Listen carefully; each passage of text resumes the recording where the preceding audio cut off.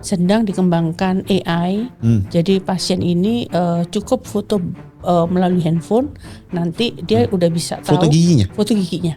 Itu dia bisa tahu kondisi giginya seperti apa. Begitu. Wow, oke. Dari awalnya itu pede banget buat aplikasi, tapi karena sering banget ketipu gitu kan ya. Boleh di-spill nggak? Habis berapa, Dok? Ya lumayan lah, habis M juga sih, habis miliar juga angkanya. Ya jadi untuk bayar kontrakan aja nggak mampu. Kenapa bisa dari yang awalnya serame itu, Dok? Iya, awalnya serame itu gitu ya, ternyata ada yang fraud. Jadi dari nggak ada pasien, akhirnya pasien tuh rame. Jadi tangga lantai 1 itu kayak nonton bioskop, pasien pada nunggu di tangga jejer-jejer. Dokter Ita, selamat datang di The Inner Circle. Happy banget Dokter Ita hari ini bisa ngisi di sini. Jadi buat teman-teman sedikit cerita kenapa dan bagaimana akhirnya gue bisa ketemu dan kenalan dengan Dokter Ita. Jadi kemarin kita ngisi di satu acara yang sama ya, Dok? Iya, betul. Di acaranya Bro Inal kemarin. Dan kita ngobrol-ngobrol, akhirnya gue merasa, wah ini Dokter Ita punya insight yang luar biasa banyak gitu loh. Apalagi dalam proses ngembangin FDC ya, klinik gigi, tapi sekarang cabangnya berapa, Dok? Cabangnya 69. 69. Menuju 100. Tahun ini targetnya? Tahun ini targetnya 100, sedang banyak yang mau dibuka. Wah, luar biasa. Nah, jadi dari sana aja kita udah tahu nih, teman-teman, gimana seorang dokter gigi, gimana caranya bisa punya mau 100 klinik. Sekarang udah proses udah 69.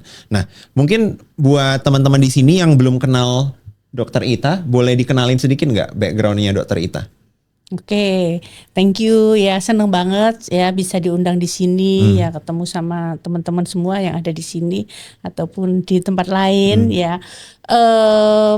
Background dulu saya sekarang mantan dokter. Mantan dokter. Dulu dokter, sekarang jadi PU.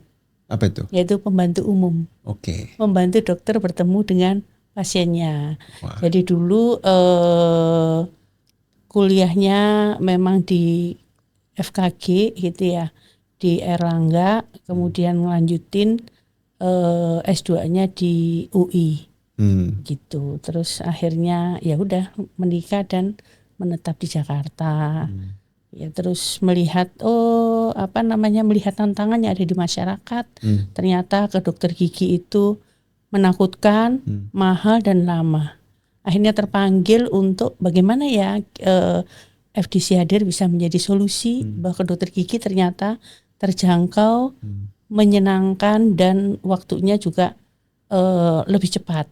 Oke. Begitu. Nah, ini menarik banget teman-teman karena tiga masalah utama ini yang terus-menerus nih. Gue kayaknya di acara kemarin itu dengar Dokter Ita menyebutkan 3 masalah dari orang-orang yang visit ke dokter gigi itu ya, lama, menakutkan, mahal. Nah, itu 3 itu diulang berkali-kali. Dan emang sih setelah gue pikir-pikir ya teman-teman, itu emang masalah yang banyak ditemui ya, Dok, di orang-orang yang mau ke dokter gigi. Nah, pertanyaan aku, ini kita bakal bahas satu-satu nih, Dok. Dari mahalnya, dari menakutkannya, dan dari lama. Oke. Bagaimana akhirnya FDC berusaha men-tackle ini satu-satu nih? Kita mungkin mulai dari mahal dulu deh.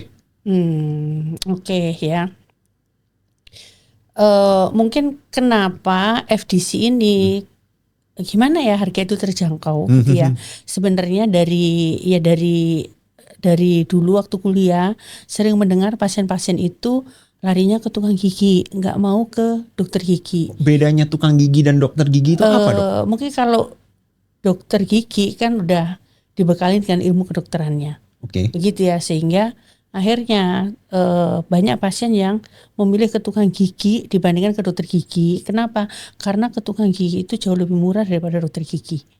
Oke. Ya, sehingga mereka nggak mau ke dokter gigi gitu ya waktu dulu kuliah gitu kan ya. Dan ternyata sampai sekarang pun juga banyak gitu ya. Akhirnya kepikir di situ, ternyata pasien takut ke dokter gigi kenapa? Karena mahal. Padahal mahal itu kan relatif ya. Begitu ya. Setelah dipelajari mahal itu relatif, depends on berapa antara uang yang dibayarkan dengan benefit yang diterima gitu ya. Itu mana yang lebih besar gitu. Kalau benefit yang diterima lebih besar ya bukan mahal itu artinya begitu. Oke. Nah, bahas tukang gigi dulu nih, Dok. Karena aku lumayan penasaran, ini sebenarnya nggak ada di pertanyaan tapi aku tiba-tiba pengen nanya aja. Aku pribadi nggak pernah ke tukang gigi. Tapi aku sering lewat ada tulisan tukang gigi gitu ya. Jadi para tukang gigi ini mereka kan bukan dokter dong berarti, nggak punya gelar kedokteran, nggak dibekali keilmuan kedokteran gitu ya. Mereka belajar ngurus-ngurus gigi orang dari mana, Dok? Biasanya? Nah kan saya juga kurang tahu ya belajar dari mana ya gitu ya. Cuman memang kalau zaman saya kecil dulu itu ada tukang gigi yang bawa sepeda kaki terus ke rumah-rumah membuat gigi palsu. Begitu. Oke, tapi servis yang ditawarkan gigi palsu. Iya, gigi palsu. Tapi ngebor gigi nggak bisa dong? Terus mereka juga ada yang bawa bur gitu ya. Ya cuman seadanya aja lah. Tapi bukan saya bur juga, medis. Saya kurang tahu ya burnya apa ya gitu ya. Terus kadang-kadang juga ada yang apa namanya, ya ada yang melakukan yang singkat-singkat begitu. Ya tapi bukan ke arah apa ya, bukan ke arah perawatan yang kompleks. Lebih ke arah ke sana. Apalagi kalau buat gigi palsu, ya begitu itu banyak gitu ya. Sehingga pada saat saya kuliah, ternyata mungkin tidak dibekali dengan ilmu yang cukup sehingga akhirnya banyak pasien yang ya gigi tulangnya malah jadi resopsi gitu ya. Akhirnya baru pergi ke dokter gigi. Maksudnya jadi makin bermasalah jadinya. Wah, ini coba teman-teman di sini ada yang punya pengalaman ke tukang gigi nggak? Kalau ada coba cerita di kolom komen deh. Soalnya gue belum pernah nih dengar cerita orang visit ke tukang gigi gitu. Oke, Dok, tadi kan kita bahas 3 nih. Yang mahal nih udah nih. Berarti dari FDC, bagaimana caranya supaya value yang didapatkan oleh pasien itu jauh melebihi harga yang dibayarkan. Itu untuk men-tackle mahalnya. Gitu ya. Jadi berarti pasien ini merasa worth it gitu ya. Yang kedua, lama. Gimana? Apa bedanya FDC dan klinik lain sehingga bisa nggak lama gitu? Oke. Ya, pada saat pasien datang ya, makanya kalau di FDC sendiri kita punya prinsip bahwa dokter itu bukan hanya pasiennya mau dilakukan perawatan apa, ya udah gitu, apa yang dimau pasien. Istilahnya apa ya? Di order taker. Tergantung pasiennya mau apa, dokternya yang akan dok, gigiku sakit mau dicabut langsung dicabut gitu, enggak.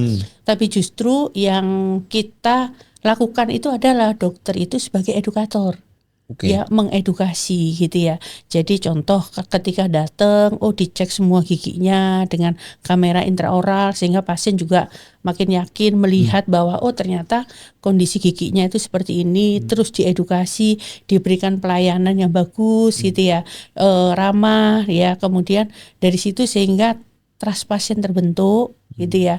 Terus pasien juga happy, seneng sehingga ya udah gitu loh. Dia kalau sudah nyaman ya, kemudian mendapatkan banyak pengetahuan, terus dilayani dengan baik, ya akhirnya dengan harga yang terjangkau gitu ya. Apalagi kalau pakai aplikasi gitu ya, harganya bisa beda banget dengan harga normal gitu. Terus juga bisa, kemarin ceritanya juga bisa booking dari aplikasi gitu. Jadi nggak usah nunggu lama jadinya. Iya.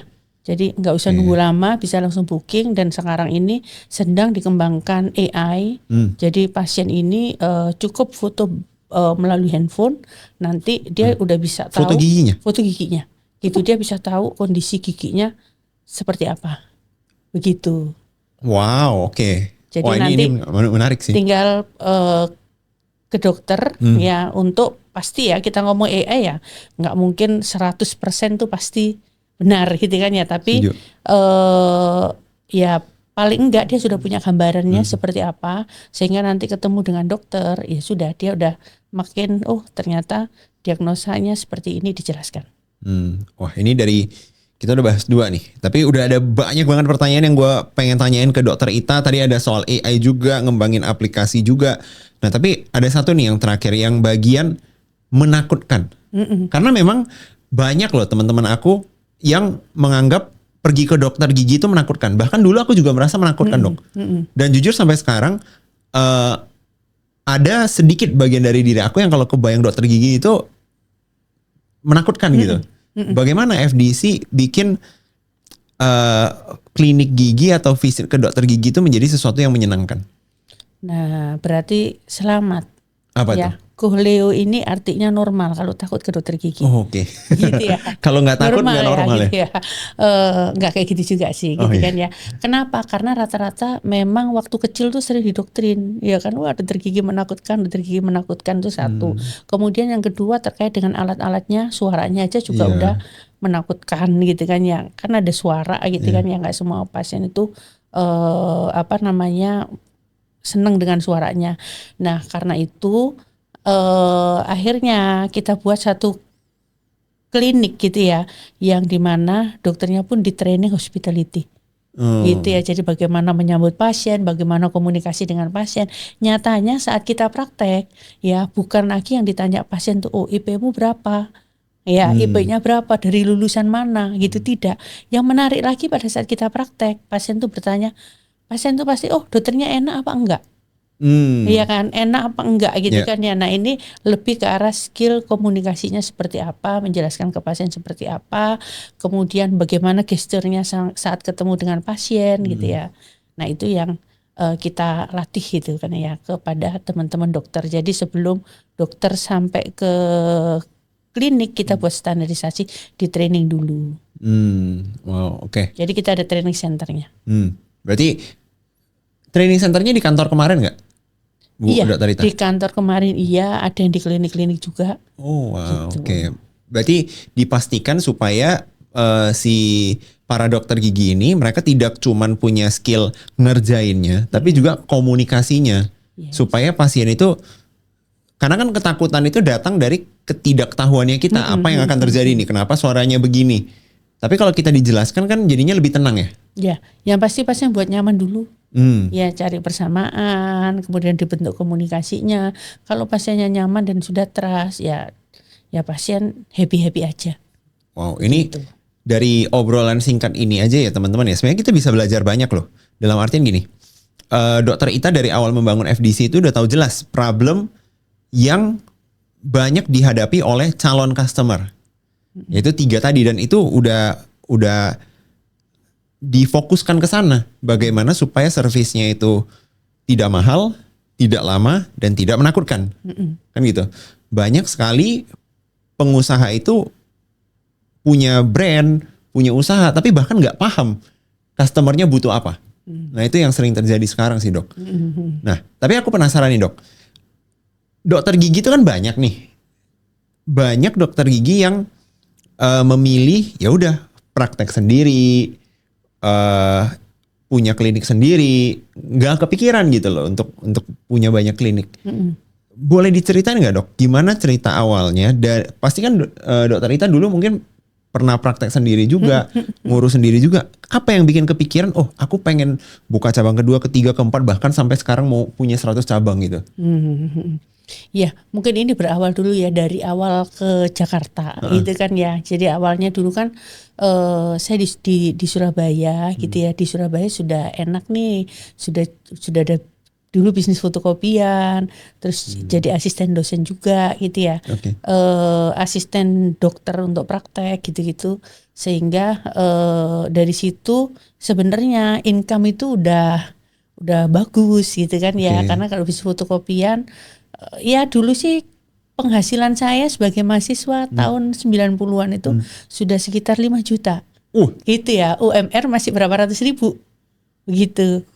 Tahun 90-an 5 juta? Tahun 90-an gitu. Itu berarti ya. Kalau hampir tahun 2000 lah, 9 ya, di atas tahun 97 98 lah. Kalau dihitung uang sekarang mungkin itu udah 30-40 jutaan atau lebih. Nah, ya udah segitu ya. Gitu karena kan sekarang UMR udah 5 jutaan ya gitu ya. Iya. Kalau dulu UMR sekitar 700 ribuan lah.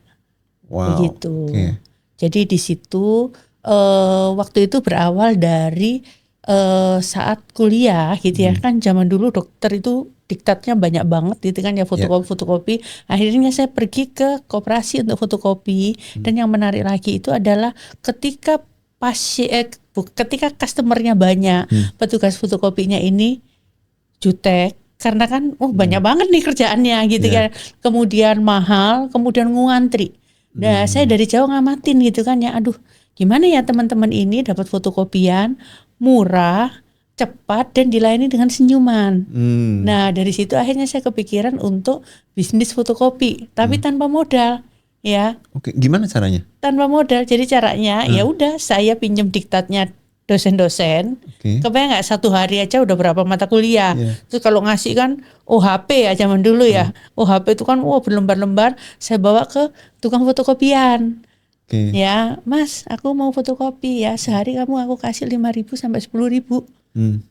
Lembar fotokopian gitu, kamu mau gitu, mau gitu ya udah kasih aku harga yang murah ya, semurah-murahnya. Akhirnya dikasih harga murah. Terus di kampus ya ke teman-teman saya bilang, siapa yang mau membantu saya fotokopi, saya kasih free ya, membantu untuk mencatat. Jadi satu orang pegang 15 mahasiswa lah. Ya, satu orang pegang 15 mahasiswa. Akhirnya banyak yang mau mendaftar karena dapat fotokopi yang gratis. Ya, jadi semacam membantu lah gitu kan ya. Akhirnya ya udah dari fotokopian saya ambil, saya drop di kampus. Nah, diambil nih sama teman-teman, dibagi-bagi kepada yang pesen. Nah, mereka yang catetin, mereka yang ngambilin duitnya, orderan ngasih, terus setor ke saya. Nah, ya cuman begitu aja. Oh, berarti dulu usaha fotokopinya itu bahkan tanpa punya mesin fotokopi sendiri? Tanpa punya mesin fotokopi. Gitu. Jadi saya cuman ya udah saya kasih, terus ngambil, terus teman-teman yang nyebarin gitu ya. Dan ternyata apa? Dari situ saya nggak expect untuk cari duit saat itu gitu ya. Cuman gimana ya teman-teman ini biar mudah gitu kan ya. Ternyata dari situ ada tiga win. Win yang pertama, teman-teman satu angkatan itu happy, dapat fotokopiannya harganya murah, nggak usah ngantri, langsung dikasih di mejanya. Begitu. Win kedua, teman-teman yang membantu happy, dapat fotokopian gratis. Win yang ketiga, saya juga happy. Begitu ya. Dari situ akhirnya saya lihat ketika saya belajar gitu ya, ketika kita lihat sesuatu dari solusi, maka uang itu akan ngikutin. Setuju. Nah, dari situ sih akhirnya. Nah, akhirnya ada tawaran untuk praktek di Jakarta, gitu ya. Dan saat itu praktek di Jakarta itu adalah praktek untuk jam sostek ya waktu itu ya, jam sostek gitu. Nah, ketika saya mahasiswa, ya itu tuh mendengar gitu, wah kalau jam sostek itu ngantri gitu. Nah, di saat itu saya terpanggil gitu ya, apakah saya mau hanya mendengar atau saya pengen jadi bagian dari solusi. Akhirnya saya pergilah ke Jakarta ya untuk ke jam sostek gitu, ke klinik jam sostek dari Senin sampai Sabtu. Nah, hanya pergi gitu ya, dan ketika di Jakarta ya dibayarnya 500.000. Nah, ternyata dari teman-teman, wah kamu di sini udah enak. Ya, terus pindah ke Jakarta dengan biaya hidup, terus bayarnya lebih kecil, gitu. Kenapa kamu kenapa mau pindah ke Jakarta? Padahal bayar lebih kecil.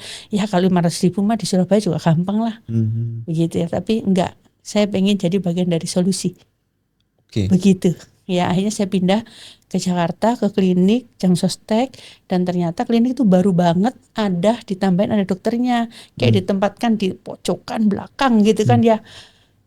Terus dari situlah, aduh kok gini banget ya jadi dokter gitu kan ya. Tapi selalu punya prinsip, merasa tertekan atau merasa tertantang. Nah ya kalau tertekan, ya saya punya punya cita-cita untuk bagian dari solusi gitu kan ya. Berarti ya udah saya akan tertantang di sini. Gimana ya caranya ya? Hanya dari situ mulai kepikiran, wah kan waktu itu praktek ditaruh di pojokan gitu ya. Ya perawatnya ada di depan, apoteknya di depan, dokter-dokter lain di depan gitu. Agak-agak kok begini amat ya, tapi saya percayalah nanti suatu ketika kayaknya dokter gigi itu bisa punya klinik sendiri. Begitu. Ya, terus akhirnya dari situ Nggak cukup sih sebenarnya Mas, 500.000. Jadi dari mana? Maksudnya masuk akal sih dok kalau nggak cukup, karena kan dari yang sebelumnya orang yang 5 juta gitu ya penghasilannya tiba-tiba turun ke 500.000. Iya. Siapa yang tahan kan gitu? Iya, iya kan. Ternyata, tapi selalu saya punya kepercayaan kalau niat kita bagus, tangan Tuhan pasti bantu. Tapi nggak tahu sih, nggak kepikiran gimana cara, pokoknya yakin aja gitu. Dan ternyata ketika sampai Jakarta, akhirnya cari kos-kosan kan. Cari kos-kosan itu, wah tempatnya karena duitnya kan harus bagi-bagi ya. Ya kos-kosan mungkin sekitar 150.000 lah gitu. Tapi cari yang proper kayaknya nggak ada gitu kan ya. Akhirnya ditumpangkan lah di rumah seorang kakek nenek. Begitu. Numpang. Berarti numpang pada saat. Numpang dulu udah kemalaman. Oke. Numpang dulu karena numpang baru kenalan juga malam itu. Bersyukurnya kakek nenek ini juga percaya. Oke. Iya kan? Akhirnya ditaruh di barak sopir sama pembantu. Gitu. Di barak supir sama pembantu. Berarti dulu dokter itu pernah tidurnya itu di barak supir dan pembantu? Iya, di situ di barak supir sama pembantu. Akhirnya di situ, tapi intinya ya saya juga diajarin sama orang tua untuk bagaimana kehadiran kita itu ada manfaatnya buat orang lain. Oke. Nah, saya waktu itu lihat, bagian yang tukang masaknya bangunnya jam 4 pagi di dapur, ya. Akhirnya saya ikutlah jam 4 pagi, ikut bantuin apa yang bisa dibantuin gitu. Terus kata pemiliknya udah tinggal di sini aja gitu. Jadi akhirnya sampai menikah tinggal di situ. Oh wow. Ya jadi intinya aku nggak jadi pindah kemana-mana. Jadi dari yang awalnya nyampe di Jakarta kemalaman, numpang di rumah kakek nenek ini, tinggal di barak pembantu dan juga supir. Tapi akhirnya karena dokter Ita punya inisiatif bangun lebih awal, mereka melihat dokter Ita juga membantu. Mungkin rajin gitu ya. Mungkin ada unsur-unsur rajinnya gitu ya. Jadi sekalian tinggal di sini aja deh. Udah tinggal di sini. Akhirnya 500.000 cukup karena ya makannya free sepuasnya. Makanan supir sama pembantu. Kan supir sama pembantu kan sudah ada makanannya dan boleh ngambil. Ya makanan supir sama pembantu gitu. Jadi kalau lagi nggak ada uang ya udah bawa itu aja di box gitu. Di box gitu ya. Akhirnya cukup. Terus yang menarik lagi bawa motor dari kampung. Bawa motor ke Jakarta gitu ya, biar hemat lah, cepat gitu ya. Saya bawa motor, zaman dulu nggak ada yang namanya GPS dan lainnya kan nggak ada ya. Akhirnya saya, gimana caranya saya mengenal Jakarta? Apa yang saya lakukan? Ya udah saya naik motor, itu sering ditangkap polisi. Karena nggak tahu ada jalur cepat, jalur lambat, begitu kan ya. Wah ditangkap kenapa? Wah ini jalurnya harusnya jalur lambat, nggak boleh masuk begitu. Ini jalur cepat nggak boleh masuk. Nah seperti itu juga. Berarti dulu untuk mengenal jalan di Jakarta juga keliling sendiri naik motor, bahkan sampai saya nggak tahu jalan. Wah kalau udah rasanya udah jauh banget naik flyover, mana yang terang-terang ya? Itu mungkin jalannya udah sampai Tangerang, sampai ujung Bekasi, mana terang-terang ya gitu. Jadi nanti menuju ke lampu terang. Jadi dulu tuh patung pancoran ya. Nah saya kemana-mana itu pokoknya harus ke patung pancoran dulu. Karena kalau dari patung pancoran saya bisa pulang. Gitu. Kalau nggak ke patung pancoran nggak tahu cara pulang. Nggak tahu cara, mau muter-muter pokoknya patung pancoran dulu. Iya, ini luar biasa loh. Setelah aku pikir-pikir, sekarang mungkin yang umuran seaku nih nggak pernah lagi, bahkan aku sendiri nggak pernah ngerasain yang kita jalan tanpa map, jalan tanpa tahu arah. Tapi setelah dipikir-pikir dulu sebelum ada Google Map, sebelum ada map itu kan orang berarti harus nyari tahu sendiri dong, explore sendiri, apalagi kalau naik motor ya. Berarti dalam satu perjalanan bisa nanya berkali-kali dong? Iya, tanpa tahu arah, kadang tanpa tahu kemana. Loh, jadi mau kemana? Enggak, cuman pengen nelusurin aja. Kayak apa sih Jakarta gitu. Iya, jadi pengen muter gitu. Jadi ternyata ini yang namanya Tangerang, ini yang namanya Bekasi gitu. Nah pada saat itu berarti kan ceritanya udah sampai di jam sostek tadi nih, dok. Akhirnya apa nih yang membuat dokter akhirnya ya bikin klinik sendiri gitu. Oke, jadi pada saat praktek di Jam Sostek kan udah dapat 500.000 ya sebulan ya gitu ya. Ternyata pasiennya sepi banget gitu ya karena memang baru buka. Ya baru bukan kliniknya baru buka ya tapi poli giginya baru buka. Giginya pasien sepi banget gitu. Terus Pernah sampai nggak ada pasien. Oh itu sih bisa seminggu.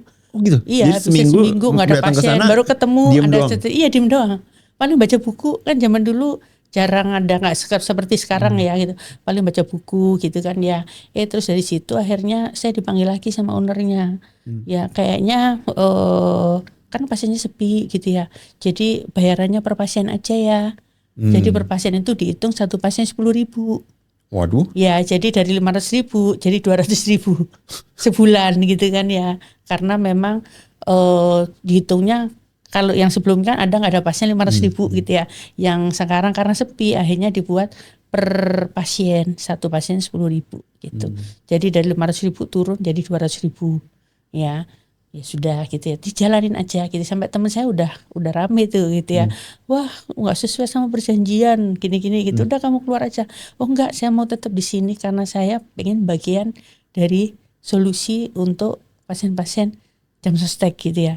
Nah ada satu ketika pasien Jam Sostek itu operasi. Gitu kan ya mau operasi terus waduh Bu mohon maaf ya kalau untuk operasi nggak bisa dilakukan di sini. Jadi harus dirujuk ke rumah sakit karena kan Jam Sostek kan juga ada ininya ya. Ada rulesnya lah gitu ya. Hanya harus dirujuk ke rumah sakit gitu ya. Pada saat dirujuk ke rumah sakit pasien nyampein gitu. Aduh dokter saya nggak ada uang transport untuk ke rumah sakit gitu loh. Bisa nggak dilakukan operasi di sini? Oke. Gitu akhirnya oh ya udah saya lihat kan ternyata itu operasinya bukan yang kompleks. Ya udah sini saya operasi gitu kan ya, saya bantu operasi. Bayangkan nggak ada perawat. Ya intinya kalau dulu di klinik yang pertama saya kerja itu nggak ada perawat, nggak ada resepsionis, nyuci alat sendiri ya. Terus dentalnya itu masih pakai kayak tukang cukur gitu kan ya. Nah akhirnya oh ya udah saya lakukan operasi. Akhirnya saya manggil tukang parkir untuk bantuin megang rahang. Kan kalau operasi kan harus dipegang rahangnya ya. Ya kan dicongkel-congkel biar rahangnya nggak lepas gitu ya. Terus akhirnya pasiennya keluar ya, giginya dioperasi keluar dan pasiennya happy. Saya dapat bayaran 2M. Apa ya, makasih Mbak. Gitu kan ya. Jadi dapat bayaran 2M gitu ya, makasih gitu ya. Terus tukang parkirnya saya traktir bakso. Ya, jadi kalau hari itu melihatnya dari sisi finansial pendapatannya 0 karena kan nggak dibayar. Iya, minus bakso begitu ya. Tapi yang luar biasa dari situ, setelah dari situ entah pasien datang dari mana, pasien saya rame. Begitu. Nah setelah rame akhirnya pendapatannya udah bisa 1 juta lebih, dipanggil lagi lah sama ownernya. Kita kembali ke perjanjian awal 500.000. Ini ownernya siapa sih nggak gitu. Jelas loh. Tapi ya udah gitu nggak apa-apa, dijalanin aja. Oke. Oh bisa seenaknya gitu ya. Oke. Nah pada akhirnya itu kan berarti masih di klinik orang lain gitu ya. Berarti betul. Praktek di klinik orang lain ya. Praktek di klinik orang lain. Akhirnya triggernya apa nih dok sampai akhirnya bikin sendiri, bikin FDC gitu loh. Iya. Panjang ya, mungkin diambil yang singkatnya gitu kan ya. Jadi pernah saya sebenarnya habis dari situ saya kerja ada di beberapa klinik juga gitu ya. Ada satu klinik juga tempat saya, klinik ini besar gitu ya karena banyak dokter spesialis yang kerja di situ dari berbagai macam, bukan cuma dokter gigi tapi spesialis-spesialis yang lain. Ternyata mismanagement gitu ya. Mismanagement. Terus kok sebulan nggak dibayar, 2 bulan nggak dibayar, 3 bulan nggak dibayar, teman-teman udah pada rontok. Ya udah pada resign lah dengan sendirinya gitu. Oh ini nggak beres nih gitu loh. Terus akhirnya ya dari situ saya terus bertahan nih sampai 6 bulan gitu kan ya, karena saya mikirnya uang saya ditabung gitu ya kan, nanti makin lama tabungannya gitu kan ya. Terus dari situ saya positif aja gitu ya, dan ternyata sampai satu malam itu anak saya sakit gitu kan ya. Pas dia sakit cari obat ya, apotek udah pada tutup. Zaman dulu kan nggak ada, jarang lah yang 24 jam. Tapi namanya ibu anaknya sakit segala daya, aduh tolong dong mas, buatin obatnya gitu kan ya. Akhirnya masnya ya nggak bisa nolak ya, saya maksa gitu kan ya. Tapi juteknya luar biasa. Gitu kan ya. Dari situ saya berpikir, aduh kalau masnya ini berpikir bahwa kayaknya dia berpikir, wah ibu ini gangguin aku waktunya pulang jam kerjaku, jadi nggak jadi pulang gitu kan ya, buatin puyer dulu gitu ya, jutek banget gitu ya. Terus akhirnya oh saya juga bisa punya apotek, anak saya sembuh gitu kan ya. Kan saya mikirnya gini, kalau masnya itu berpikir aku bantuin ibu ini untuk menyembuhkan, ya menjadi salah satu perantara untuk nyembuhin anaknya, pasti dia happy ngerjainnya. Tapi karena mungkin dia berpikir, aduh jamku pulang digangguin gitu, sehingga jutek banget gitu kan ya. Terus saya dari situ karena ngelihat juteknya dia, saya berpikir, saya bisa punya apotek. Saya mau punya apotek yang ramah gitu kan ya. Akhirnya anak saya sembuh, saya pergilah ke dinas kesehatan untuk cari tahu tentang apotek. Ternyata buat apotek itu mahal karena ada standarisasi, wah aku nggak mampu gitu kan ya. Akhirnya dapat satu meja kaca yang udah retak, itu dikasih mertua gitu kan ya. Akhirnya dari situ jualan oskadon, bodrek, belinya cuma 5 strip, 1 strip disusun-susun, sama ke Alfamart apa ke Indomaret, ada nggak bekasnya bodrek, kardusnya. Ya kardusnya yang nggak kepake gitu, biar kelihatan raknya penuh gitu. Dari situ akhirnya mulai buka warung obat. Begitu, buka warung obat. Jadi kalau pagi lemarinya didorong ke pinggir jalan, terus kalau malam dimasukkan. Yang jaga siapa? Saya sama pembantu sambil ngomong anak. Begitu jualan bermulai dari warung obat. Terus warung obatnya makin lama, makin rame. Kenapa rame? Karena saya melihat bukan cuma orang beli oskadon udah gitu, tapi diajak ngobrol, ditanyain, gimana kabarnya, mereka pada seneng. Kok warung obatnya beda ya gitu. Nggak tahu kalau yang jualan dokter gitu ya. Gitu. Jadi intinya mereka happy lah gitu kan ya. Saya pun juga seneng gitu ya. Terus ada yang memberikan masukan, kenapa nggak buat klinik bidan gitu. Nah akhirnya dari situ mulai buat klinik bidan. Jadi kamarnya ada 2, akhirnya disulap jadi kamar melahirkan, satunya kamar rawat inap begitu. Terus kami buat buat kamar ala-ala di lantai 2 begitu. Ya kami yang pindah ke sana, yang bawah buat klinik bidan. Dan klinik bidan pun nggak bisa bayar bidan. Dari yang bisa bayar bidannya cuma dari pagi ke malam, dari malam ke pagi, nggak bisa bayar bidan. Tapi kan nggak bisa, itu bukan untuk menghentikan gitu ya. Akhirnya saya belajarlah jadi asisten bidan. Jadi bukaan 1 gimana? Kan orang lahiran ada bukaan 1, bukaan 2, bukaan 3 gitu. Jadi ketika malam ada pasien, saya yang nolongin, meriksa dulu, masuk meriksa, kayaknya sebentar ya Bu ya, bukan meriksa yang gimana ya, tapi Bu kan nggak langsung lahiran ya, sebentar ditenangin dulu, terus saya bawa motor jemput bidan.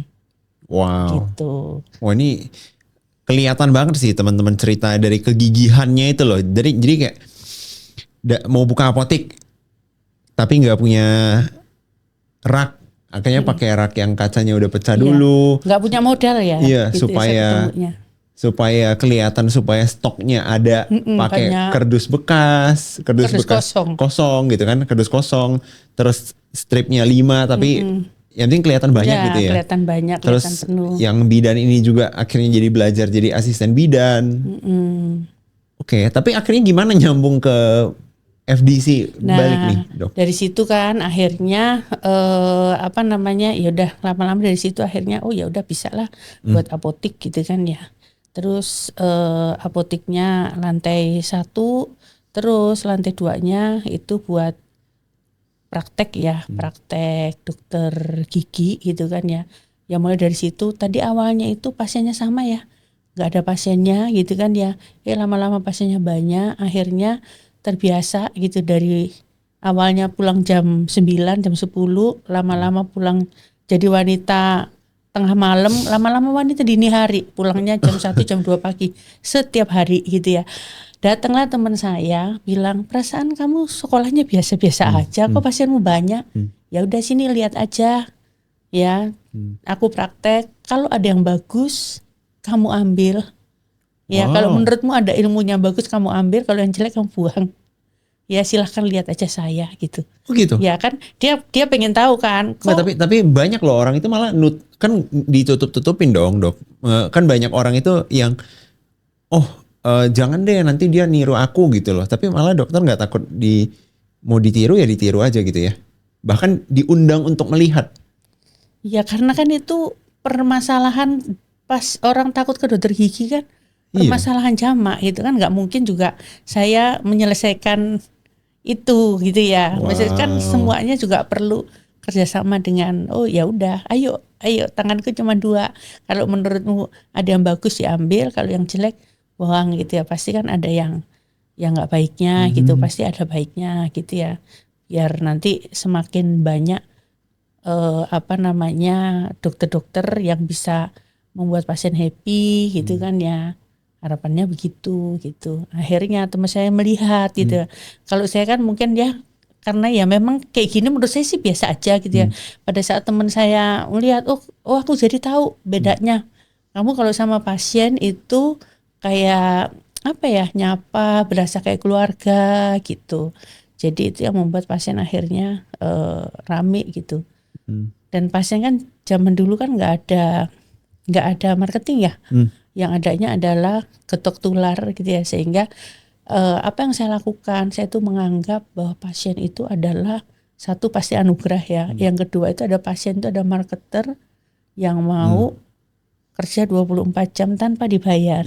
Begitu, sehingga kalau kita ngelayaninya pun juga happy gitu ya. Ketika dia dan happy, nggak usah disuruh, pasien juga ngasih tahu yang lain-lain gitu. Jadi dari nggak ada pasien, akhirnya pasien tuh rame. Jadi tangga lantai 1 itu kayak nonton bioskop, pasien pada nunggu di tangga jejer-jejer. Nggak pada nunggu di tangga gitu kan ya, karena kursinya kurang gitu. Jadi ya nunggu di situ, dan itu kan nunggunya lama gitu. Karena bisa nunggu 2 jam, 3 jam begitu. Dan pasiennya zaman dulu ya ada dari Tangerang, dari Cibubur gitu. Karena memang direferensikan gitu.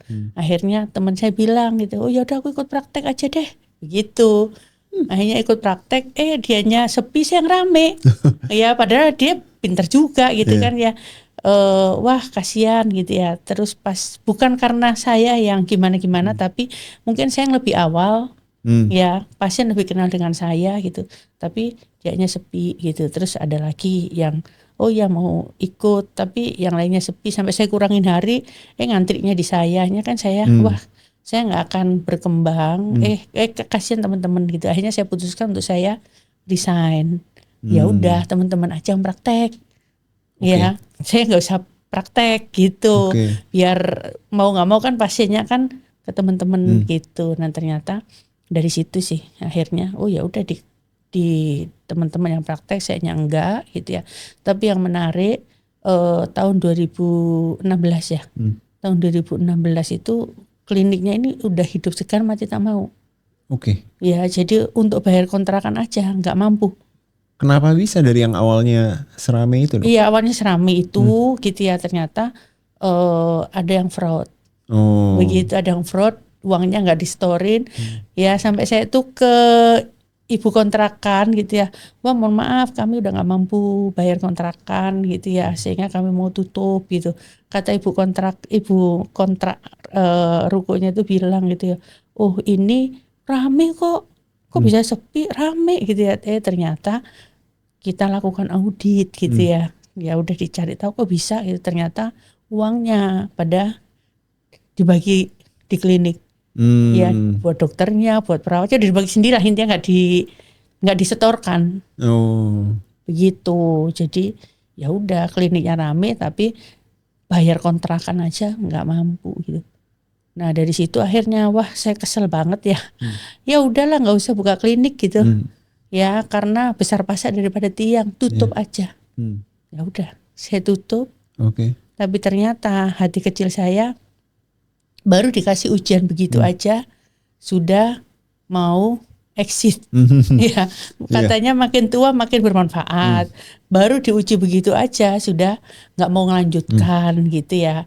Akhirnya toh juga nggak semuanya fraud gitu ya. Mungkin masih ada ya 1-2 orang yang nggak fraud. Bagaimana tanggung jawabmu kepada yang lain gitu. Akhirnya ya udah mulai lagi. Oh berarti harus dibuat sistemnya, harus lebih fokus gitu.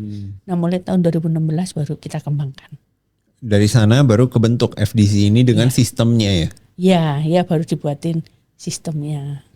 Oke. Tapi pada saat itu Dokter Rita udah nggak ngerjain lagi atau masih tetap ada ngerjain sendiri lagi? Nah saya di situ nggak mengerjakan lagi gitu ya, karena ya saya kumpulkan lah pengalaman saya. Intinya saya iniin ya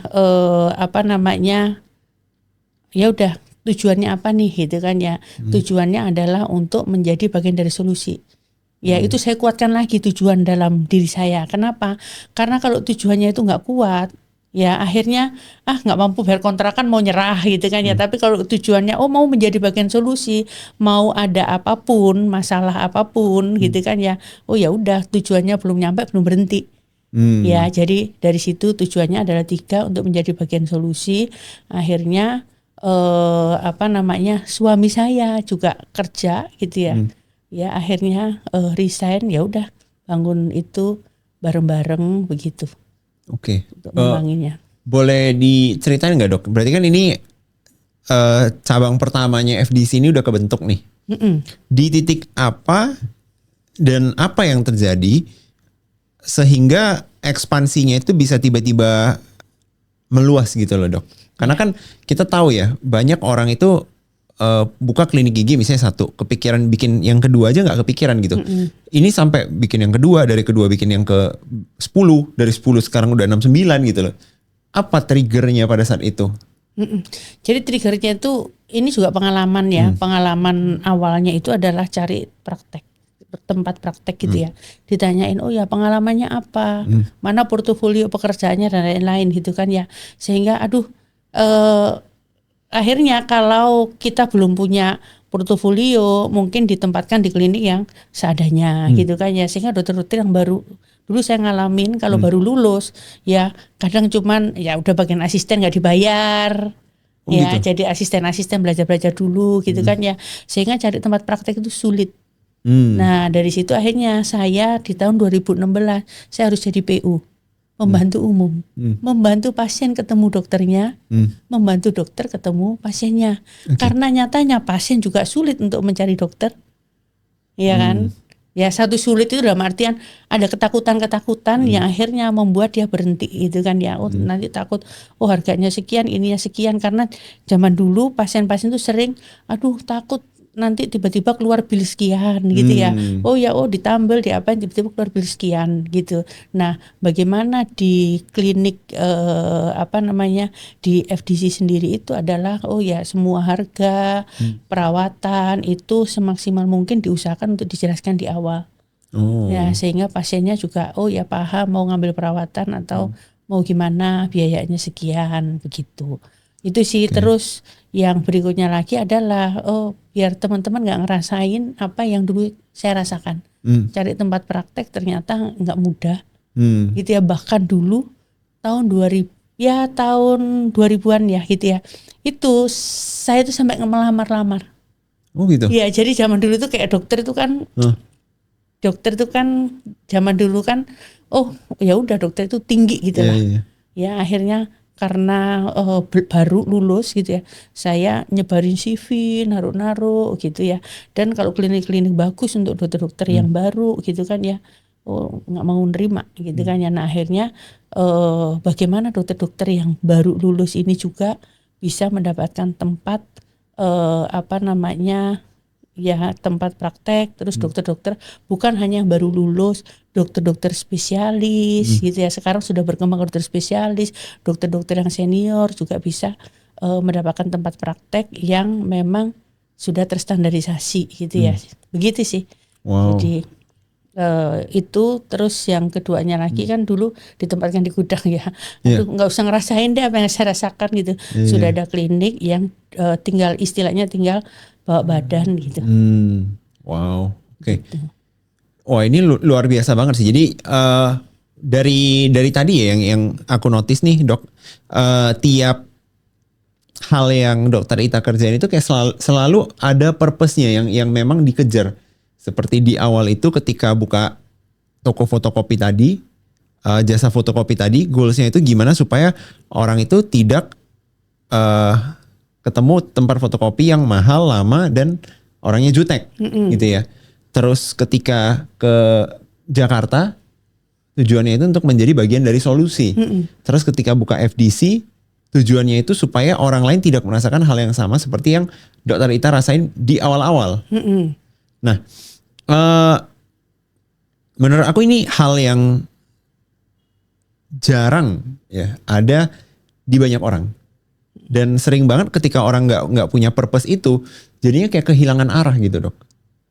Tapi dokter Ita sendiri pernah ngerasa kayak kehilangan arah nggak? Atau dengan purpose itu selalu ada arahnya? Oh ini peganganku. Iya. Justru ketika kita nggak punya purpose gitu kan ya, akhirnya mudah menyerah gitu ya. Nah makanya kita nggak munafik ya, hidup pasti butuh uang ya. Gitu. Tapi kalau hanya the only one reasonnya, buka apapun gara-gara uang, kayaknya ujiannya itu nggak cukup untuk membuat kita bangkit lagi. Karena apa? Karena ya udah, kadang bisa jadi uang rugi, waktu habis, tapi nggak dapat apa-apa. Tapi ketika kita punya purpose, kita selalu berhitung, jangan berhitung sama manusia, tapi selalu berhitung sama Tuhan. Ya purpose itu ya purpose itu sebagai bentuk rasa syukur atas anugerah kehidupan. Bagaimana kita mengembalikan kepada Tuhan, karena kan Tuhan juga sebaik-baiknya manusia adalah yang paling banyak menebar manfaat. Jadi lewat situ gitu ya. Jadi gimana nanti dengan adanya FDC ini gitu ya. Yang memudahkan pasien ketemu sama dokter, memudahkan dokter ketemu sama pasien. Ini contoh kemarin kayak di Sorong, ketemu sama dokter, ternyata ketika agak di Papua ya. Sebenarnya ini juga nggak disengaja gitu ya. Ketika di Papua, ternyata ada dokter juga kalau di pedalaman nggak ada alat-alatnya, sehingga pada saat kita lakukan interview kayak gitu ya, ngobrol gitu ya. Kenapa? Ya susah alatnya, nggak ada alatnya, jadi nggak bisa ngerjain sebagai dokter gitu. Tapi kadang-kadang ada alatnya, nggak ada bahannya, begitu ya. Nah seperti itu kan akhirnya awalnya kami CSR ke sana ada 4 kali gitu ya. Ternyata kenapa kita nggak buat klinik ya, buat biar dokter-dokter juga ada tempat praktek, kemudian buat pasien-pasien juga mendapatkan pelayanan seperti di Jakarta, karena di sana waktu itu belum ada klinik, ya belum ada klinik gigi yang memang berdiri sendiri gitu. Jadi kita jadi pionir di sana. Makanya menarik itu sampai suami saya bingung gitu. Kok buka klinik di Sorong gitu kan ya? Gimana perhitungannya gitu kan ya? Ya udahlah kita percayalah. Kalaupun nggak untung ya, ibarat kata kalau sepi ya udahlah, kan niatnya udah dihitung sama yang di atas gitu kan ya, untuk menebar manfaat buat masyarakat. Tapi kalau ramai alhamdulillah. Ya bersyukur, tapi ya Tuhan kasih anugerah gitu ya, sehingga kliniknya juga baik-baik gitu ya, berjalan baik gitu. Ini cerita yang ngena banget di aku dok, karena aku merasa cerita ini lumayan mirip dengan tujuan aku, salah satunya mengembangkan Klipo ini ya. Jadi kan memang dari awal itu goals aku mau ciptain 1 juta lapangan pekerjaan dari Clipper ini. Dan itu memang yang kita pegang sampai sekarang kan. Terus banyak yang nanya, kita kan sekarang 0% potongan dari Clipper. Banyak yang nanya, gimana cara untungnya gitu loh. Gimana cara untungnya? Pasti kita tidak lebih untung dari di tempat lain gitu ya, yang mereka ada potongan di Clipper. Tapi aku percaya, ya kalau niatan kita baik, kita memang mau kembangin industrinya, mau jadi manfaat buat orang lain, ya nanti pasti akan ketemu. Pasti akan ketemu cara untungnya gitu kan. Dan bahkan sekarang itu sampai Clipper aku loh yang bilang, udah kok nggak apa-apa, kita dipotong aja. Dipotong tapi jangan yang gede-gede, maksudnya dipotong aja nggak apa-apa. Ada potongan 5%, 10%, kita juga nggak masalah kok gitu loh, sampai sejauh itu. Wah ini makanya pas dokter itu cerita aku kayak wah ini ngena banget nih ceritanya, luar biasa. Nah dok, aku pengen nanya nih, FDC ini sendiri kan di gambaran aku ya adalah klinik gigi yang sangat inovatif.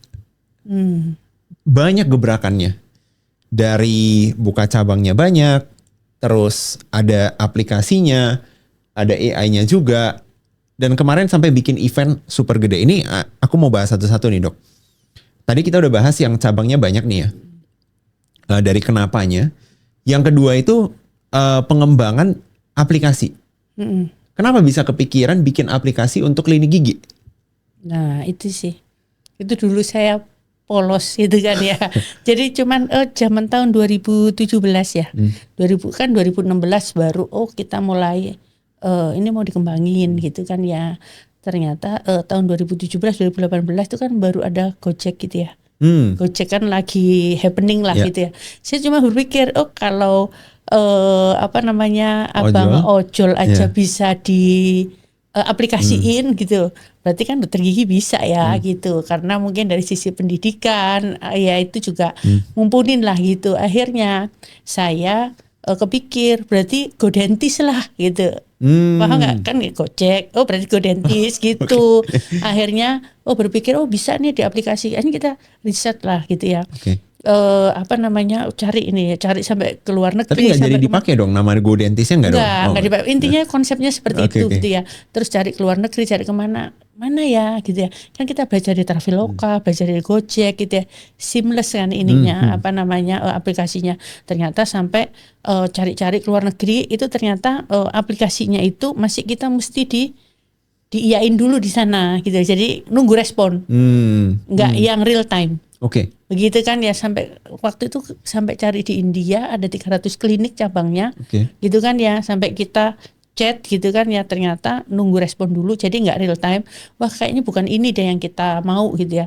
Akhirnya ya udah saya ketemu sama developer gitu ya, sampai berkali-kali ketemu sama developer dan ketipu gitu kan ya.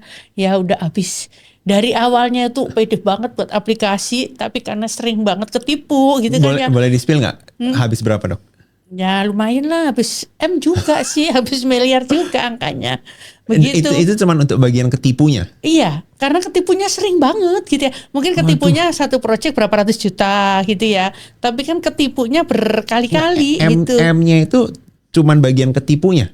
Iya, bagian ketipu dia tuh gak ada yang jadi. Oh, gitu loh. Karena dulu polos banget sih gitu kan ya. Sampai akhirnya ya tambah bayar lagi gitu. Ternyata pas jadi nggak bisa dipakai, banyak bugsnya gitu. Cari lagi gitu kan ya. Sampai akhirnya iya kan dokter, programmernya dokter kan nggak ngerti bahasa coding gitu lah. Ya emang kita nggak ngerti ya bahasa coding gitu ya. Nyari kamu gitu iya, kan. makanya nyari kamu. Tapi untuk ini bisa apa enggak ya, go live bareng-bareng lah gitu kan ya. Jangan go live-nya cuman sepihak aja, nanti ketika udah diserah terimakan terus nggak bisa dipakai gitu. Akhirnya dari situ sih udah ketipu dari awalnya semangat banget tuh buat aplikasi. Wah kayaknya gelap deh. Pantesan kok belum ada klinik gigi yang punya aplikasi. Mungkin masalahnya itu di sini. Mungkin gitu. yang lain juga udah ketipu tapi nggak cerita. Nggak cerita gitu kan ya. Terus ya udah akhirnya ya udah gitu ya. Akhirnya kayaknya nggak mungkin deh dari semangat terus kayaknya ya juga ya. Mungkin kalau dokter nggak mungkin gitu ya. Akhirnya duitnya udah habis soalnya gitu ya, jadinya udah gimana ya gitu. Tapi ya udah saya terus cari, intinya semangat itu memang berkurang tapi tidak hilang. Ya pasti bisa tapi entah kapan gitu ya. Akhirnya semangat itu yang ke bawah, akhirnya ya udah ternyata bisa gitu, akhirnya bisa mendevelop aplikasi gitu ya, ketemu orang-orang yang luar biasa gitu kan ya. Ya akhirnya dibantu, akhirnya bisa develop aplikasi gitu ya. Bahkan kami udah 2 kali diundang sama Google Singapura gitu kan ya, untuk hadir ke sana gitu kan ya, karena memang kita kembangkan lebih ke arah teknologi gitu ya. Bahkan FDC sendiri untuk merubah mindset. Saya sampai aduh gimana ya caranya ya merubah mindset teman-teman dokter gitu kan ya, biar kalau mindsetnya ya udah kan klinik pasien datang dilayani pulang gitu kan ya, akhirnya saya rubah visinya. FDC itu adalah menjadi perusahaan teknologi ya yang fokus pada dental klinik dengan mengedepankan customer experience. Wow. Begitu. Jadi kita rubah ke arah ke sana. Kata kuncinya adalah teknologi dan customer experience.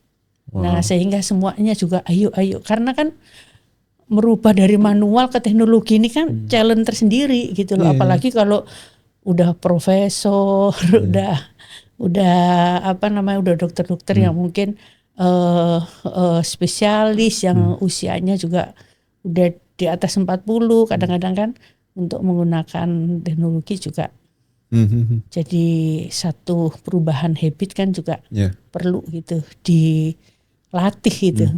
Nah, makanya dilatih dari mindset dulu. Oke. Nah, akhirnya di dalam aplikasi ini juga sekarang udah diintegrasikan AI yang tadi katanya bisa mendeteksi ya. Ya, sekarang sedang diuji coba di salah satu klinik gitu ya. Kalau untuk AI-nya cuma sekarang kayak live chat apa kayak gitu bisa. Jadi bisa konsultasi gitu ya. Dan sekarang 1,5 juta ya untuk yang ngedownload aplikasi. Downloadernya udah 1,5 juta. 1,5 juta. Wow. Tuh. Oke. Ini keren banget sih. Teman-teman coba bayangin deh kalau misalnya klinik gigi itu bisa di-tag-kan, apalagi teman-teman di industri lain yang mungkin masih lebih dekat ke teknologi ketimbang klinik gigi ya. Nah, jadi buat teman-teman di sini wajib satu inovatif, dua gigih ya pastinya ya. Karena kalau sekedar inovatif doang tapi gagal sekali dua kali langsung nyerah ya nggak bakal nyampe juga gitu. Keren. Nah, ini aku penasaran juga sih. Ini pertanyaan ke teman-teman ya. Kayaknya itu masalah yang developer tadi, itu masalah yang banyak dihadapi orang-orang. Teman-teman di sini ada nggak sih yang punya pengalaman yang sama, atau mungkin yang developer yang berani menjamin project itu dibayar ketika produk itu benar-benar udah jadi dan works? Ada nggak? Nah, ini bisa jadi solusi juga ya, Dok, buat teman-teman pengusaha yang mungkin pengen ngembangin aplikasi lah, website lah, sistem lah, tapi takut gitu loh. Takut udah bayar, produk yang dibeli nggak bisa dipakai. Itu kemarin total ada berapa yang udah di-develop dan gagal, Dok? Berapa kali gitu? Yang besar-besar sih 4 ya. 4 project yang besar-besar. Waduh. Begitu, belum yang kecil-kecilnya. Dan habis waktu lagi kan? Iya, yang mulai lagi dari nol, begitu. Waduh. Begitu. Jadi kenapa sih kita juga berpikir aplikasi? Karena waktu itu pasien itu udah lumayan ya gitu ya, udah lumayan banyak gitu kan ya pasiennya, ya sehari ya hampir 2.000. Sehari pasiennya hampir 2.000. Iya gitu kan ya. Akhirnya kan chat manual ini kan ini banget ya. Kalau chat manual itu akhirnya kan ngantri ya, chat manual ngantri sehingga pasien-pasien itu kayak late respon banget sih. Jadi pada saat mau buka handphone itu, aduh ini pasti pasien komplain nggak dapet jadwal nih, gitu kan ya, pasien komplain nggak dapet jadwal gitu kan ya. Akhirnya sampai kita buka 3 shift ya untuk reservasi gitu ya, shift pagi, shift malam, shift tengah malam sampai pagi gitu ya, biar fast respon gitu ya. Tapi tetap aja karena pasien itu kan ngerasa bahwa aku kan berhadapan dengan one on one, padahal kan ada antrian gitu, sehingga pasiennya akhirnya pasien ngejawab, kitanya mungkin balasnya baru 30 menit apa 1 jam kemudian. Pada saat dibales pasiennya nggak balas lagi. Pas saat pasiennya balas jadwalnya udah diambil orang. Jadi begitu terus muter-muter, ternyata ya udah ketika sudah ada aplikasi ternyata itu bisa solve dalam 15 detik. Itu satu. Kemudian yang keduanya lagi yang menarik dari aplikasi ini, akhirnya transparan, baik dari sisi harga juga pasien bisa melihat di aplikasi. Kemudian yang keduanya lagi itu adalah pasien bisa memberikan rating, review, ya. Ya transparan juga kan. Rekomendasi gitu kan ya. Jadi dia bisa nulis apa rekomendasinya. Karena kan bisnis sekarang kan ada 3R. Rating, review, rekomendasi. Jadi dengan adanya aplikasi ini akhirnya pasien juga transparan gitu. Ya silahkan mau menilai, dinilai aja transparan karena ada di genggaman pasien untuk menilai gitu. Kemarin FDC juga sempat bikin event gede banget dok, FDC Fest ya namanya. Boleh diceritain nggak tentang FDC Fest yang kemarin diadakan? Jadi FDC Fest itu memang kemarin kita event pertama gitu kan ya. Yang menarik lagi itu mungkin plus minus 2 bulanan ya kita menyiapkannya begitu 2 bulan. Dan ngurus sendiri ya? Dan ada IO-nya gitu kan ya. Tapi memang dibantu sama teman-teman gitu kan ya. Akhirnya nyiapin dalam waktu 2 bulan gitu, dan 1 hari ada 4 event mas dalam 1 hari gitu kan ya, ada 4 event. Jadi pagi kita ada event apresiasi dekan-dekan FKG Indonesia, karena kami yakin gitu ya, semua dokter-dokter kami ini kan dari Sabang sampai Merauke gitu ya, ini pasti juga dapat bekal ilmu bimbingan dari kampus-kampus yang luar biasa.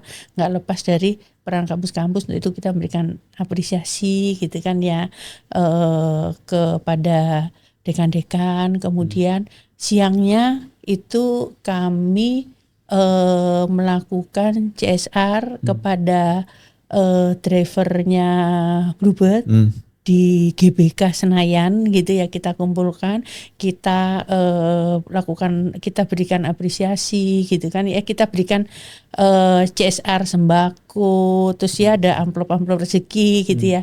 Terus bersama Aldi Taher, alhamdulillah Aldi Taher juga support gitu kan ya, sehingga ramai banget. Terus sorenya kita ada running ya, sunset run ya. Jadi intinya kalau di FDC sendiri itu adalah kita bagaimana caranya kita berbeda, berpikirnya begitu. Jadi kalau semua runningnya pagi, kita runningnya sore gitu, sampai ini beneran running sore gitu kan ya.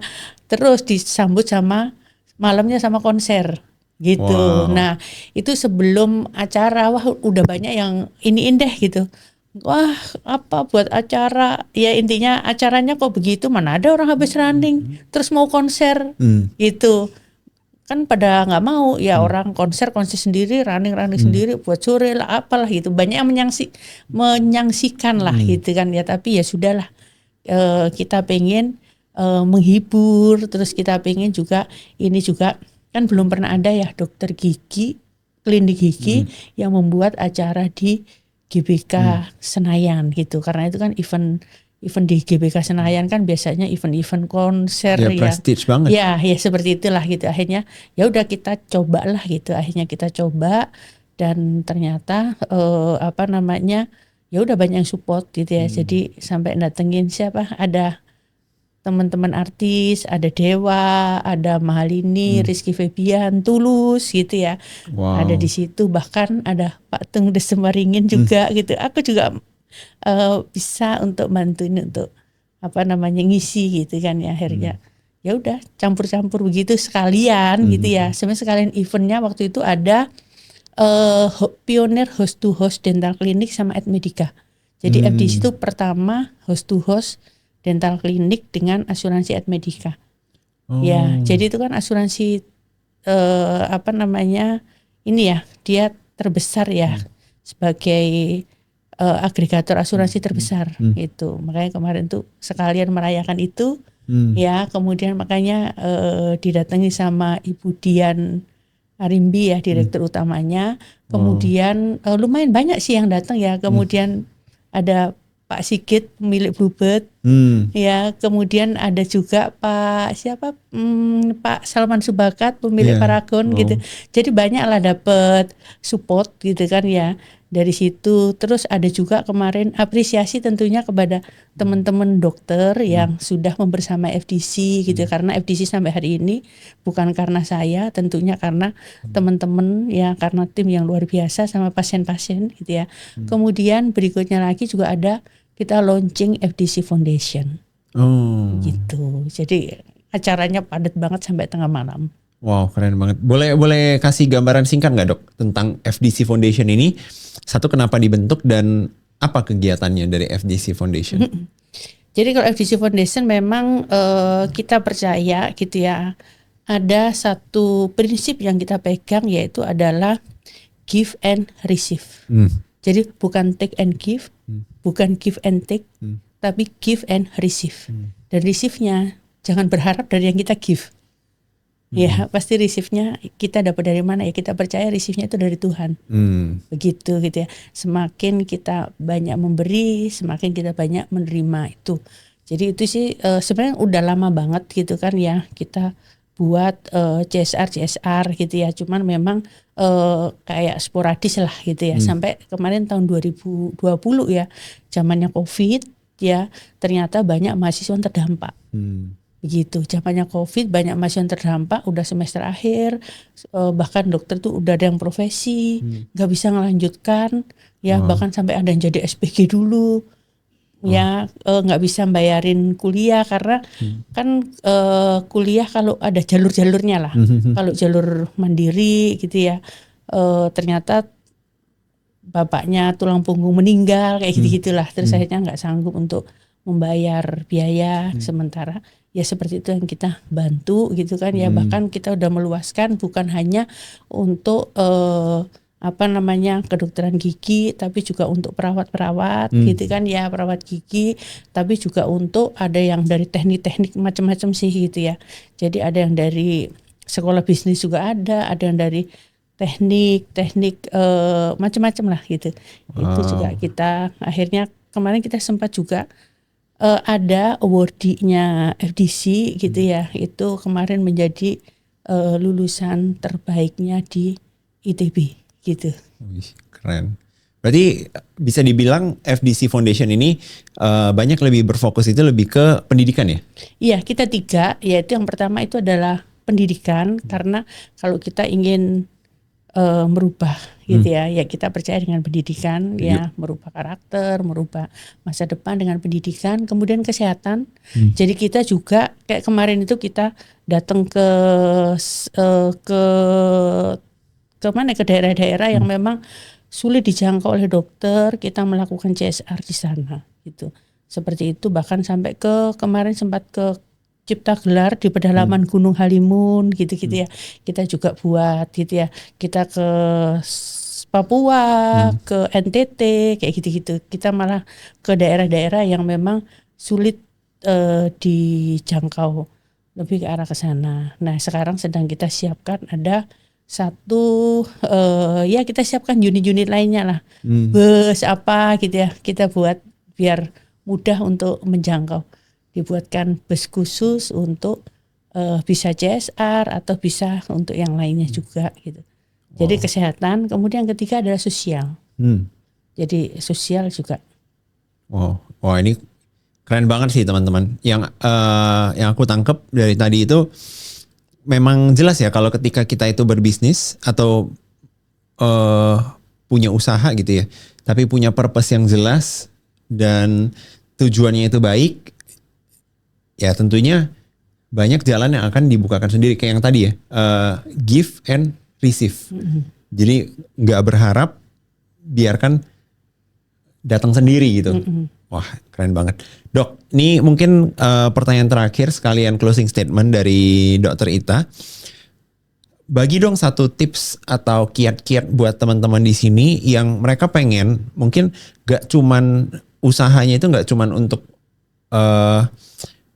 monetary values, nggak cuma untuk duit doang, tapi pengen punya impact, pengen punya dampak ke orang yang lebih luas. Apa satu tips atau kiat-kiat dari Dr. Ita buat mereka? Ya, pertama sih purpose ya. Itu ya, pastikan ya purpose kita itu apa gitu ya. Dan saya selalu berhitunglah sama Tuhan. Karena menarik kalau berhitung manusia, 1 tambah 1 sama dengan 2. 2 tambah 2 sama dengan 4. Terus ada musibah 10 minus. Ya, kalau berhitung sama Tuhan itu 1 tambah 1 bisa 70, bisa unlimited. Begitu, itu satu. Kemudian yang keduanya lagi ini yang menarik gitu ya. Ada beberapa waktu yang lalu gitu ya, saya diundang gitu ya untuk ke satu kampus lah gitu, ada acara gitu kan ya. Saya lagi banyak banyak banget kegiatan gitu kan ya. Terus gitu ya, ini diundang nih gitu ya. Terus banyak kegiatan gitu. Terus saya selalu kan silaturahmi itu penting untuk membawa rezeki. Maksud rezeki itu dalam artian membawa berkah lah, membawa banyak teman. Rezeki itu nggak harus selalu dalam bentuk uang gitu kan ya. Nah akhirnya oh ya udah, saya tinggalin lah kegiatan bisnis. Saya pergi ke kampus itu untuk mendatangi undangannya gitu kan ya. Pada saat ketemu udah selesai gitu ya. Ternyata oh ya udah, saya akhirnya ke teman-teman yang oh ya ada yang sakit cancer, ada yang orang tuanya sedang sakit, itu saya datengin gitu. Kemudian ini di luar kota. Terus saya balik ke Jakarta malam, masih ada waktu gitu kan ya.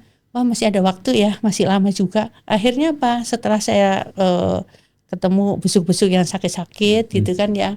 Terus saya jalan-jalan, kok dilala ada ruko, ya ada properti lah gitu loh. Karena kalau dibilang ruko kan kecil ya, itu ada properti besar gitu ya. Terus dia jual gitu kan ya. Wah dia jual gitu ya, ternyata harganya mahal gitu ya. Ya saya iseng aja, kan kenal juga enggak gitu kan ya, saya tawar aja setengahnya. Ternyata dikasih pas dia BU. Wow gitu kan ya. Wah coba bayangkan kalau saya nggak datang silaturahmi, mungkin saya nggak ketemu gitu. Itu yang saya, oh ternyata rezeki itu dari mana aja gitu. Wah luar biasa. Jadi buat teman-teman, aku yakin podcast kali ini nggak cuman membawa banyak insight-insight dari segi bagaimana caranya mengembangkan bisnis, tapi juga bagaimana supaya bisnis yang kita kembangkan itu bisa punya dampak, punya impact, dan bagaimana teman-teman di sini bisa lebih jelas dalam menemukan purpose kalian masing-masing ya.